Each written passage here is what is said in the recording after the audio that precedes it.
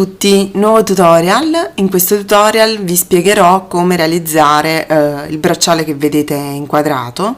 Si tratta del bracciale Valentine. Ho deciso di chiamarlo così per due motivi. Primo, perché è una delle creazioni che andremo a realizzare insieme per appunto le festività di San Valentino, e quindi il colore rosso si addice perfettamente. E secondo, perché è un bracciale che è nato durante l'hangout, quindi un live con Valentina OOO, e quindi direi che il nome è perfetto. Ve lo mostro più da vicino. Eccolo qui. È un bracciale realizzato con i cubi della Miyuki, con Rokai 11.0, dei biconi e delle Rokai 8.0, di facilissima esecuzione, e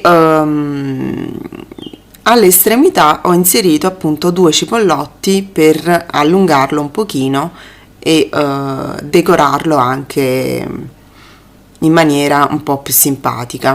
Innanzitutto so che i cubi della Miyuki non sono molto diffusi. Essendo la lavorazione centrale una base del brick stitch, potrete tranquillamente sostituirli con delle bugle oppure con delle tila, o anche con dei cubetti che non siano quelli della Miyuki. In realtà nemmeno la grandezza dei cubi è fondamentale, basta semplicemente poi bilanciare il numero di rocaie che andremo a inserire al di sopra e al di sotto della lavorazione. Quindi date spazio alla fantasia e passiamo subito a vedere quali sono i materiali necessari. Per realizzare il bracciale Valentine abbiamo bisogno di cubi della Miyuki della misura di 4 mm, e sono esattamente questi qui, che mi erano stati regalati da Monia, a cui mando un bacio grandissimo, e sono questi appunto nella colorazione rosso. Rokai 11.0, io sto utilizzando queste della Miyuki, che sono le Crystal AB. Delle Rokai 15.0 io sto utilizzando le 181 della Miyuki. Rokai 8.0, e sono precisamente queste qui, quindi le Silver Lined con l'anima argentata, il codice è questo qui. Dei biconi Crystal AB, non importa che siano Swarovski, potete provare anche con i mezzi cristalli non a forma di bicono. Due cipollotti che ci serviranno appunto per la decorazione finale, degli anellini, un moschettone, dei chiodini e ovviamente ago e filo. Io sto utilizzando un John James da 10 e come filo il Nanofil della Berkeley, che è diciamo un sostituto del Fairline. Bene, iniziamo subito la lavorazione. Come vedete da questo bracciale qui, ciò che andremo a fare inizialmente è creare la striscia centrale di cubi rossi, quindi bisognerà semplicemente affiancarli come quando lavoriamo al brick stitch, quindi la base del brick stitch. Come si procede? Vi mostro subito. Allora, prendiamo due cubi della Miyuki sul lago,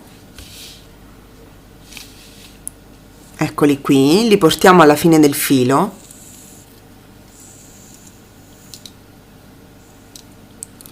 e rientriamo con l'ago all'interno di una sola perlina, tenendo ben saldo l'altro capo di filo. Tiriamo il filo ed ecco qui, come vedete, si sono affiancati i nostri cubi. Ora, visto che si tratta di perline comunque molto grandi, per rendere ben salda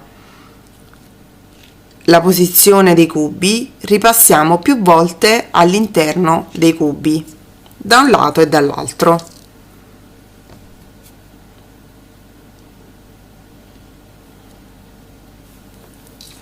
Come vedete adesso abbiamo il filo che fuoriesce da questo cubo qui. Man mano dobbiamo aggiungere un cubo alla volta, affiancandolo ai precedenti. Quindi prendiamo un altro cubo sul lago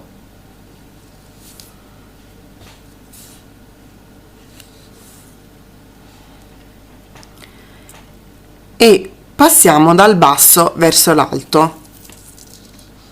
Tiriamo ben bene il filo. Come vedete il cubo si è affiancato.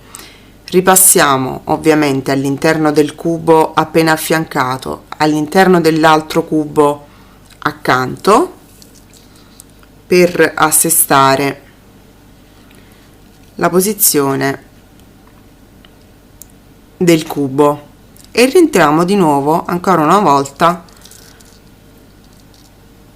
nel cubo più esterno. Dobbiamo procedere in questo modo affiancando un numero di cubi che noi vogliamo. Io in questo caso andrò ad inserire 40 cubi e mi raccomando, il numero dei cubi deve essere assolutamente pari, perché altrimenti non potremmo realizzare la decorazione esterna. Quindi io inserirò 40 cubi, ma ovviamente voi, a seconda della grandezza delle perline che state utilizzando, se utilizzate le tila sicuramente ce ne vorranno di meno, se utilizzate cubi più grandi anche. Quindi mentre se utilizzate le bagel ce ne vorranno sicuramente molte di più. Quindi create questa striscia a misura che voi volete ottenere. Quindi ci vediamo alla fine di questa operazione. Come vedete ho realizzato la striscia da 40 cubi. Ora abbiamo il filo che esce dall'ultimo cubo, come potete vedere. Ciò che dobbiamo fare è semplicemente inserire 3 rocaille 11 0,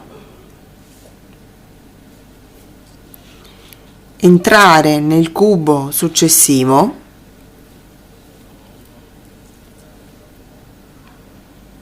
di modo che si posizionino appunto sopra i due cubi, ripetere la stessa operazione al di sotto dei cubi, quindi inseriamo 3 rocaille 11 0 e rientriamo nel cubo da cui siamo partiti. Poi rientriamo anche di nuovo nelle perline superiori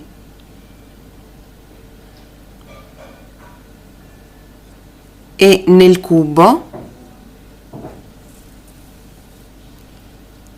e senza infilare perline ci portiamo appunto nel cubo successivo.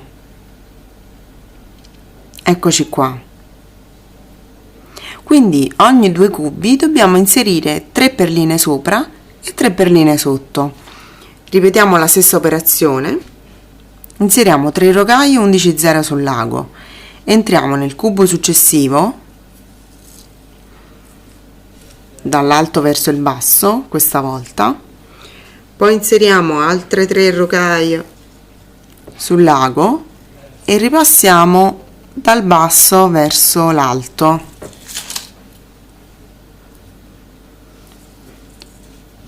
Ripassiamo all'interno delle perline superiori,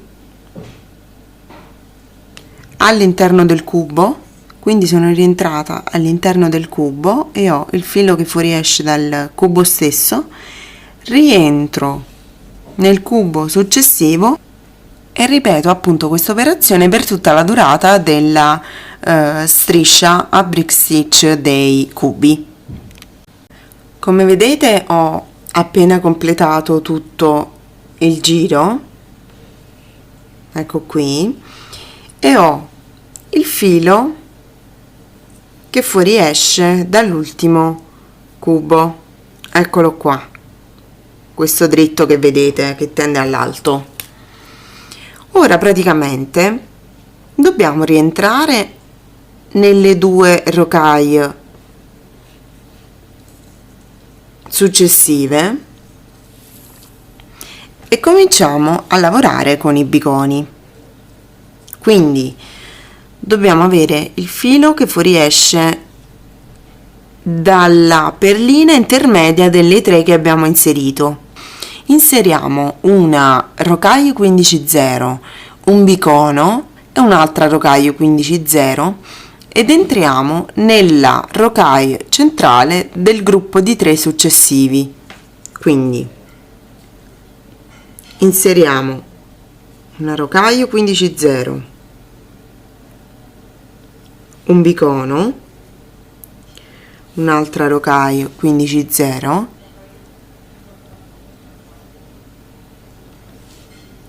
ed entriamo nella rocaille centrale successiva. Ecco qui, quindi dobbiamo fare questa operazione sia sopra sia sotto la nostra fila di cubi. Come vedete ho completato la fila di biconi sia sopra che sotto i nostri cubi.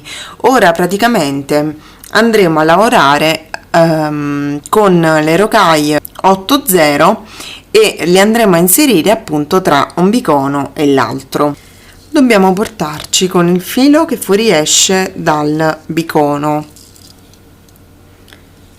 quindi qui senza entrare nella rocaille 15/0 successiva. Abbiamo il filo che fuoriesce appunto da uno dei biconi, inseriamo una rocaille 8/0 sul lago ed entriamo appunto nel bicono successivo. Ripetiamo questa operazione fino a completare tutto il giro, sia sopra che sotto. Come vedete ho completato il giro con le 8/0 e ora ciò che andrò a fare è semplicemente ricoprire ogni bicono con delle rocaille 11/0. A differenza di quello che ho accennato all'inizio del video, andrò ad utilizzare delle rocaille rosse. Il codice delle rocaille che andrò ad utilizzare è questo qui, TH90 580. E a differenza dell'altro bracciale che ho realizzato, andrò ad operare in questo modo. Abbiamo praticamente il filo che fuoriesce da una delle 8/0, ecco qui.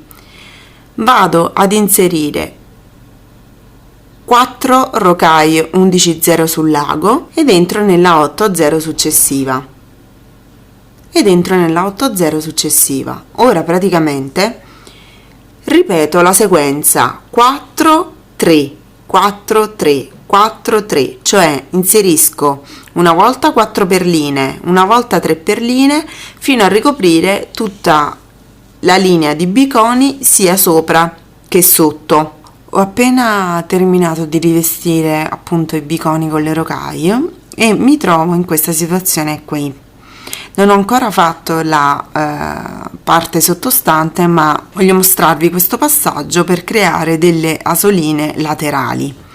Come vedete ho il filo che fuoriesce dalla rocaille superiore, dalla prima rocaille superiore al cubo.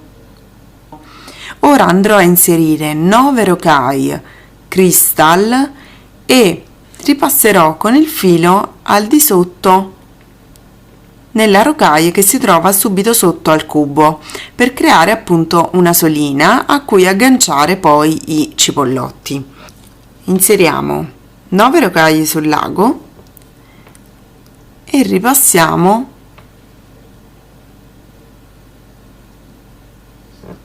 in questo modo. Ecco qua. Come vedete si è venuta a creare questa solina. Ora non dovete fare altro che ripassare più volte all'interno della solina per renderla molto più stabile. Una volta che avete terminato anche di rivestire la parte inferiore del nostro bracciale, andrete a creare la stessa solina anche dall'altro lato, quindi qui. Ora termino queste operazioni e poi ci vediamo appunto alla fine di questo procedimento. Ecco il bracciale terminato, come vedete ho aggiunto alla fine i cipollotti agganciandoli direttamente alle asoline che avevo realizzato con le perline. Io spero che questo tutorial vi sia piaciuto, vi auguro una buona domenica e vi rimando al prossimo tutorial che sarà il ciondolo Romance. Potete trovare un'anteprima con la lista materiali sul mio blog e il link, mi raccomando, è nel box informazioni qui sotto. Un bacio e alla prossima, ciao ciao!